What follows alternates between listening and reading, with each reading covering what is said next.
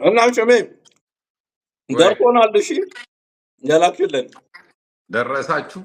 አዎ በእውነት እንግዲህ የስጋ ቆራጭ ፊት ይዛችኋል ሁለታችሁ።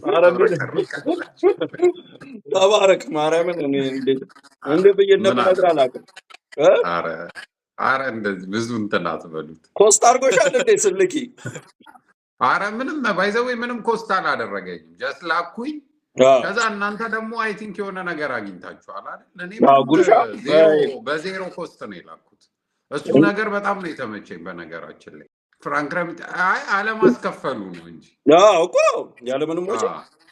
ያለምንም ወጪ ዝም ብዬ ላኩት።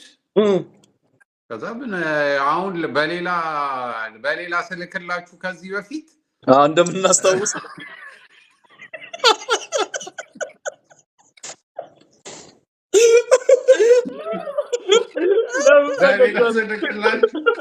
ያስከፍለኝ ነበር በተለያዩ። ለምን ፈገግ አልክ? ስማ ኤምፔሳ ስንወሰድን በ8% ጉርሻው ጥሬ በላንበት። አረባ አየል መልከው ብር ጉርሻው ብቻ 8% ነው በኤምፔሳ ስትቀበሉ። በባዶ ሲሆን ነው 3% ነው። አንተ 8% እኮ ማለት ሳሉት። ስለዚህ ወደ 80 ፓውንድ በነፃ ወስዳችኋል ማለት ነው ማለት ነው። ከአንድ ኪሳችን ገቢ ሆኗል። እንዴት እንደተከፋፈላችሁትም ማወቅ እፈልጋለሁ። ያጠፋችሁትን ደግሞ ሪሲት ላኩ። በምን ላይ እንደዋላችሁት።